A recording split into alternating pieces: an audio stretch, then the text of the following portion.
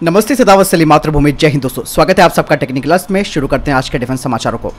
दोस्तों पहली खबर की बात करते हैं तो वो तेजस फाइटर जेट को लेकर आ रही है। दरअसल अब ऐसा कहा जा रहा है कि मलेशिया ने तेजस फाइटर जेट को दरकिनार कर दिया है और उसकी जगह कोरियन FA-50 को प्राथमिकता दे दी है। बता दें कि रॉयल मलेशियन एयरफोर्स के अधिकारियों ने इस बात का संकेत दे दिया है कि कोरियाई एरोस्पेस इंडस्ट्री के द्वारा निर्मित FA-50 golden eagle light combat aircraft को वो चुन सकते हैं। दरअसल दोस्तों भारत ने भी अपने तेजस फाइटर जेट को पेश किया था और काफ़ी कुछ संभावनाएं जताई जा रही थी कि तेजस फाइटर जेट को मलेशिया ले सकता है, लेकिन अब यह बात साफ होने जा रही है कि मलेशिया FA-50 को ही चुनेगा, जिसके पीछे का कारण ये बताया जा रहा है कि FA-50 एक किफ़ायती और कुशल सुपरसोनिक उन्नत लाइट अटैक प्लेटफॉर्म है और ऐसा कहा जा रहा है कि अगर मौजूदा सरकार आने वाले चुनाव में फिर से सत्ता पर वापस आती है तो ये सौदा हो सकता है। इसके अलावा मलेशिया के रक्षा मंत्री हिशामुद्दीन हुसैन भी दक्षिण कोरिया के FA-50 को खरीदने में रुचि रखते हैं। इसके अलावा कोरिया की तरफ से भी ये कहा जा रहा है कि मलेशिया के साथ बातचीत उन्नत स्तर पर चल रही है। दोनों ही देशों का मानना है कि रक्षा उद्योग में द्विपक्षीय सहयोग आपसी विश्वास और मजबूत रणनीतिक साझेदारी का प्रतीक भी बन सकता है। यानी कि दोस्तों एक बड़ा सेटबैक भारत को लगा है। बड़ी उम्मीदें थी हमें मलेशिया से, लेकिन देखते हैं आने वाले समय में तस्वीर और ज़्यादा साफ हो जाएगी कि फाइनली मलेशिया किस फाइटर जेट को चुनता है। यानी कि साफ तौर पर आप कह सकते हैं कि मलेशिया ने एक तरह से भारत को डिच कर दिया है। आपको क्या लगता है कमेंट सेक्शन में लिखकर जरूर बताएं। दोस्तों बढ़ते हैं अगली खबर की तरफ, जो कि रक्षा मंत्रालय की तरफ से आ रही है। दरअसल 3 रक्षा सेवाओं में करीबन 1.35 लाख कर्मियों की कमी है, जिसमें कि करीबन 1.16 लाख की अधिकतम रिक्तियां थल सेना में खाली हैं। भारत सरकार ने इन आंकड़ों की जानकारी दी है। यही नहीं दोस्तों, ये जो कुल कमी बताई गई है इसमें अधिकारी और सैनिक दोनों ही शामिल है। बता दें कि रक्षा राज्य मंत्री अजय भट्ट ने कहा कि सेना, नौसेना और वायुसेना में औसतन वार्षिक भर्ती 60,000, 5,332 और 5,730 सैन्यकर्मियों की होती है। इसके अलावा उन्होंने कहा कि 31 मई को सेना में अधिकृत संख्या के मुकाबले 13,597 सैनिकों की कमी थी, जबकि भारतीय वायुसेना में 1 जुलाई को 5,723 सैनिकों की कमी थी। तीनों सेवाओं ने अग्निपथ योजना के तहत भर्ती प्रक्रिया शुरू कर दी है। बढ़ते अगली खबर की तरफ, जो कि DRDO से आ रही है। दरअसल दोस्तों DRDO ने भारतीय कंपनियों के साथ अब तक 1464 यानी कि 1464 प्रौद्योगिकी हस्तांतरण समझौते पर हस्ताक्षर किए हैं। इस बारे में रक्षा राज्य मंत्री अजय भट्ट ने जानकारी दी है।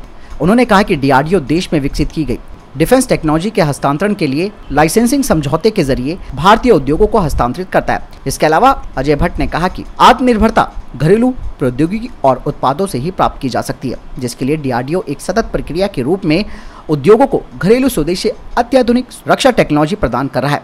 बढ़ते अगली खबर की तरफ, जो कि फिलीपींस को लेकर आ रही है। दोस्तों भारत की एक्ट ईस्ट पॉलिसी को एक और बड़ी जीत मिलने जा रही है।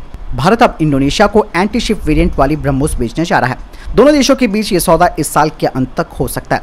बता दें कि भारत से ब्रह्मोस सुपरसोनिक मिसाइल के आयात के लिए इंडोनेशिया से बातचीत अंतिम चरण में है। इस मिसाइल को भारत रूस ने संयुक्त रूप से तैयार किया है। हालांकि इस सौदे पर पहले ही हस्ताक्षर हो सकते थे, लेकिन इंडोनेशिया के आंतरिक मामलों की वजह से इस साल के अंत तक या फिर अगले साल की शुरुआत में ये साइन कर दिए जाएंगे। भारत से ब्रह्मोस मिसाइल आयात करने वाला इंडोनेशिया आसियान का दूसरा देश होगा। बता दें कि 2018 से ही इंडोनेशिया ने ब्रह्मोस मिसाइल खरीदने की इच्छा जताई थी। बढ़ते अगली खबर की तरफ, जो कि रक्षा मंत्रालय की तरफ से आ रही है। दोस्तों रक्षा मंत्रालय ने भारतीय नौसेना के लिए एक रिक्वेस्ट फॉर इन्फॉर्मेशन जारी किया था 4 लैंडिंग प्लेटफॉर्म डॉक्स के लिए, और ये टेंडर भारतीय शिपयार्ड्स के लिए ही होगा। लेकिन इन शिपयार्ड्स के पास एक अप्रूव डिजाइन होना चाहिए, चाहे वो विदेशी भागीदार के साथ ही मिलकर क्यों ना बनाया जाए। बता दें कि हाल ही में नेवल ग्रुप इंडिया ने घोषणा की है कि उन्होंने हिंदुस्तान शिपयार्ड लिमिटेड के चेयरमैन के साथ बातचीत की है, ताकि बड़े शिप्स का निर्माण खास करके लैंडिंग प्लेटफॉर्म डॉक के लिए दोनों ही मिलकर सहयोग कर सकते हैं। अगली खबर भारतीय नौसेना से आ रही है। दोस्तों ईस्टर्न नेवल कमांड के चीफ ने अलग अलग नौसेना के चल रहे प्रोजेक्ट्स की समीक्षा की और उन्हें नेवल तेजस प्रोग्राम के बारे में भी अवगत कराया गया। बता दें कि twin engine deck based fighter jet के डिजाइन और डेवलपमेंट के बारे में एरोनॉटिकल डेवलपमेंट एजेंसी ने उन्हें जानकारी दी। इसके अलावा HAL ने अपने स्वदेशी हेलीकॉप्टर के डिजाइन और प्रोडक्शन और रिपेयर एक्टिविटीज के बारे में उन्हें जानकारी दी। बता दें कि खास बात यह रही कि इस दौरान तेजस नेवल प्रोटोटाइप NP-5 भी देखा गया। बता दें कि NP-5 का इस्तेमाल टेक्नोलॉजी डेमोस्ट्रेटर के रूप में किया जाएगा twin engine deck based fighter jet programme के लिए। दोस्तों अगली खबर DRDO की तरफ से आ रही है। DRDO ने दोस्तों एक टेंडर जारी किया था तेजस मार्क 2 के मेन और नोज व्हील के डिजाइन और डेवलपमेंट क्वालिफिकेशन, सर्टिफिकेशन और सप्लाई के लिए। बता दें कि भारत की मल्टीनेशनल टायर कंपनी MRF ने इस टायर कॉन्ट्रैक्ट को जीता है 31.4 लाख रुपए में, जिसके तहत वो 50 यूनिटें देंगी एयरवर्थी मेन व्हील टायर्स के लिए और 10 यूनिटें सप्लाई करेगी एयरवर्थीनेस नोज व्हील टायर्स के लिए। दोस्तों अगली खबर तेजस मार्क 2 फाइटर जेट को ही लेकर आ रही है। बता दें कि डीआरडीओ ने एक टेंडर जारी किया था तेजस मार्क 2 फाइटर जेट के लिए 20x8 military qualified large area display के लिए। बता दें कि एडिन टेक्नोलॉजी प्राइवेट लिमिटेड ने यह कॉन्ट्रैक्ट जीता है 1.2 करोड़ रुपए में, जिसके तहत वो 3 यूनिट्स की सप्लाई करेगी लार्ज एरिया डिस्प्ले की। अगली खबर भी डीआरडीओ से आ रही है। दोस्तों डीआरडीओ की यंग साइंटिस्ट लेबोरेटरी एक प्रोजेक्ट पर मिलकर काम करने के लिए भागीदार को देख रही है, जो कि टेंडम विंग यूएवी के लिए होगा, जिसे न्यूमेटिक कैनिस्टर से दागा जा सकता है। और इसीलिए वो एक ऐसे भागीदार की तलाश कर रहे हैं जो टेंडम विंग यूएवी और लॉन्चर को बना सकता है। बता दें कि प्राइवेट सेक्टर फर्म तीसा एरोस्पेस इस टेंडर के L1 बिडर के तौर पर सामने आ सकती है, जो कि टेंडम यूएवी की 5 यूनिट्स को बनाएगी, जिन्हें की बैटरी आधारित इलेक्ट्रिक प्रपल्जन से संचालित किया जा सकता है। और न्यूमेटिक कैनिस्टर के लिए इसे वाहन से भी लॉन्च किया जा सकता है। इसके अलावा ये सिंगल मैन पोर्टेबल लॉन्चर से भी लॉन्च हो सकता है। बता दें कि ये युद्ध क्षेत्र में निगरानी का काम करेगा। दोस्तों अगली खबर भारतीय ड्रोन स्टार्टअप अविरल IQ को लेकर आ रही है। बता दें कि अविरल IQ ने घोषणा की है कि उनके ड्रोन ने 18 घंटे का एंड्योरेंस टेस्ट पूरा कर लिया है, जिसे कि 42 डिग्री सेल्सियस तापमान में टेस्ट किया गया। बता दें कि इसमें 150 मीटर का टेथर्ड केबल लगी है और इसमें कई सारे पेलोड्स फिट किए जा सकते हैं और ये डेटा को सुरक्षित रूप से ट्रांसफर कर सकता है फाइबर ऑप्टिक्स के जरिए। अविरल ड्रोन को जमीन आधारित वाहनों और पानी के जहाजों में भी लगाया जा सकता है। ये लगातार सर्विलांस कर सकता है। इसके अलावा अविरल को एक काउंटर ड्रोन सिस्टम और साइबर सुरक्षा के जोखिमों के प्रति प्रतिरक्षित बनाना है।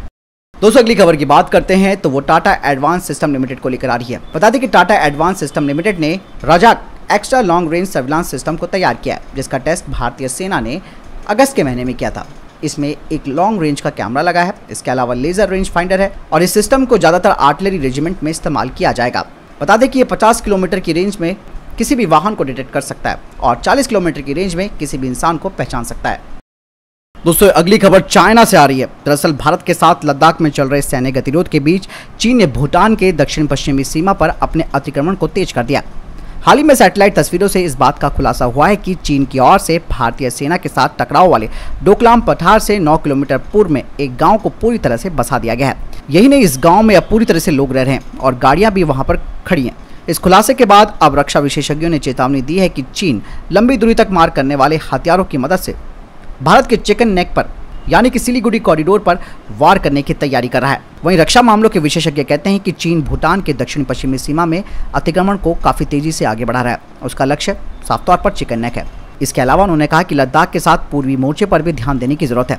इसके अलावा दोस्तों आपने देखा होगा कि चीन की हिमाकत इस तरीके से हो जाती है कि वो बार बार हमारे एयर स्पेस का उल्लंघन करता है और 16 दौर की मीटिंग में कोई नतीजा सामने नहीं आया और इसके अलावा भूटान में भी उसने अपना अतिक्रमण तेज कर दिया है। तो कहीं ना कहीं भारत के लिए चेतावनी है कि भैया सतर्क हो जाओ, क्योंकि चीन एकदम से वार करेगा। और अभी उसने हाल ही में, कल आपको मैंने बताया भी था कि उसने PCL 191 को भी LAC पर तैनात करने का विचार बना लिया है, जिसकी रेंज 500 किलोमीटर है। इसीलिए भारत यहाँ पर अपने S-400 को तैनात करने का पूरा प्लान कर रहा है, क्योंकि S-400 एक ऐसा एयर डिफेंस है जो चाइना के PCL 191 को पूरी तरीके से खत्म कर सकता है।